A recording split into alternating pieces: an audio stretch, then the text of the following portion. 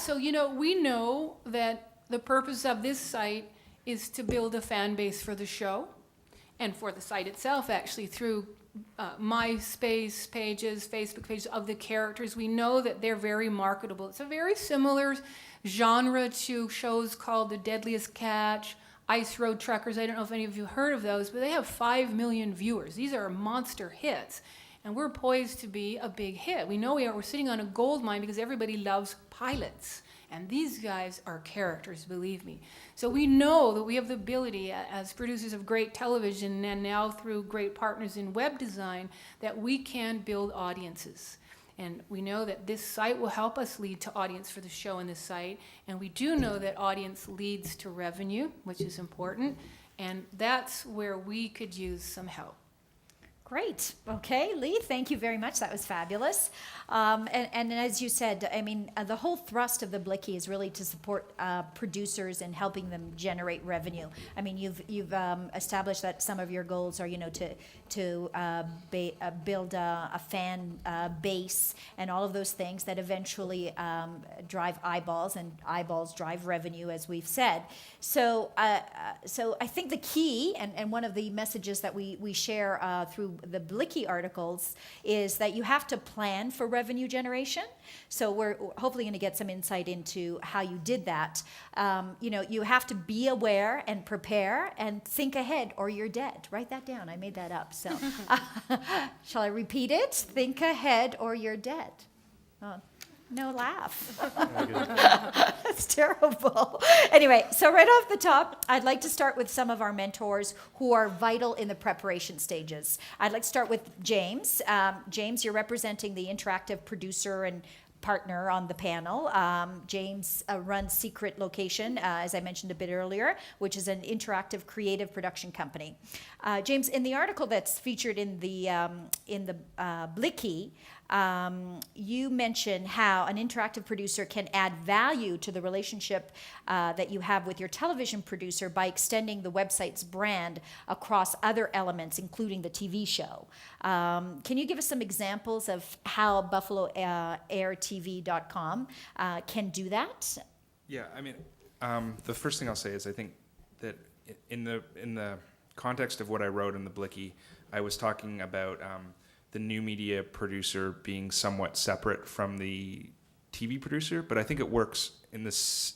I think it still works.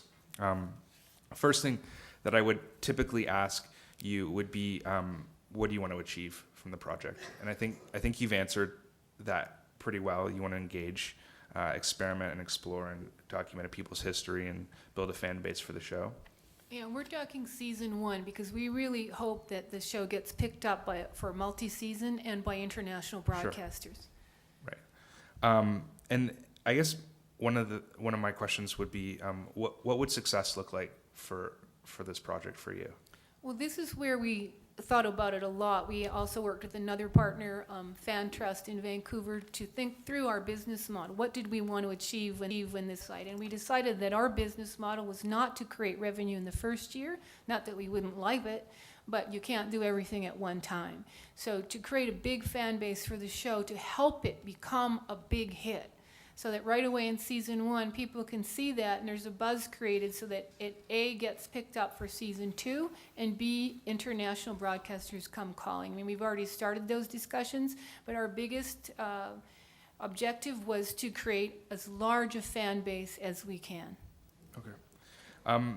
So one of the things that I talked about in the Blicky was my personal experience where our team is comprised of producers, project managers, designers, developers, motion graphics, 3D, and strategy.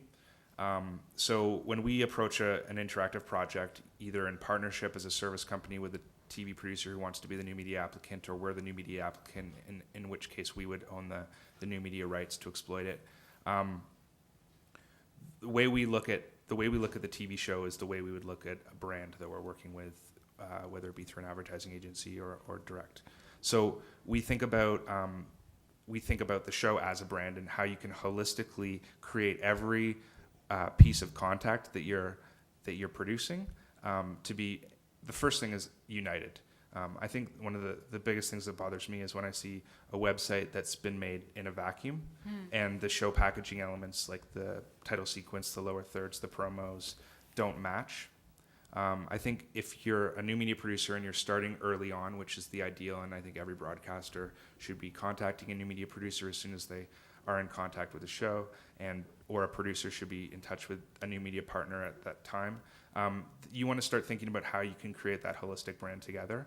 And not only because you're going to save resources and time by creating those two things together, but also as a new media producer, you're going to be able to grow your offering to either that TV producer or to the broadcaster by doing more peripheral elements.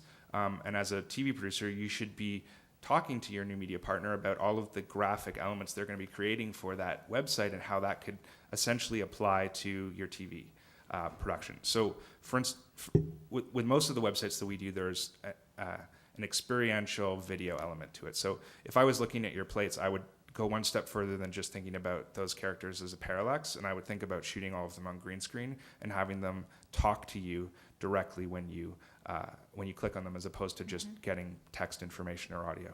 And in that way, you can start to think about how your title sequence might be reflected in the same plate that you've shown. Also, promos and lower thirds, you're going to want to be uniting your graphic elements that you're using either as maybe your navigation or your calls to action, whatever you can unite to create that package. So as the new media producer, I'm going to get some of that budget from you to do that work. And as the TV producer, you're going to get more for your budget than you typically would have by doing it with a third party or maybe even doing it in-house, because you'd have to replicate those elements. And the key to that is that everyone should know that they're doing that up front, because generally you're creating web assets at 72 DPI. Generally, you're going to be creating your TV assets in HD. Those two things do not coincide well. So as a new media producer, if you know you're going to be making opening title sequence content, or you're going to be making promos or lower thirds, you're going to want to make that content and the graphic element for your website in as high res as possible, and then down convert when you go to make your website. So Lee, is that helpful for you? Absolutely. I mean, we waited a long time for the title of the show. We've been working with a working title for many months. First thing we did when the title was confirmed was hold a branding session with the TV graphic artists and the web graphic artists and the producers of the show.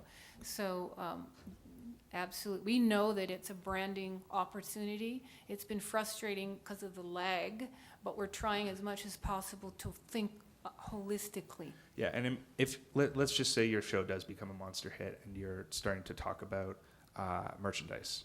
Well, you're going to want to think about how that brand affects your merchandise. You're going to want to think about how potentially further partnerships are going to be united by that brand. And really, you're going to save. Might not be about making the most amount of money up front, but you're definitely going to save the most amount of money as you go through your process of extending this brand either internationally or within other windows in Canada, or within the peripheral elements that you're going to use to either promote or revenue generate from this property. That's a good point. Great.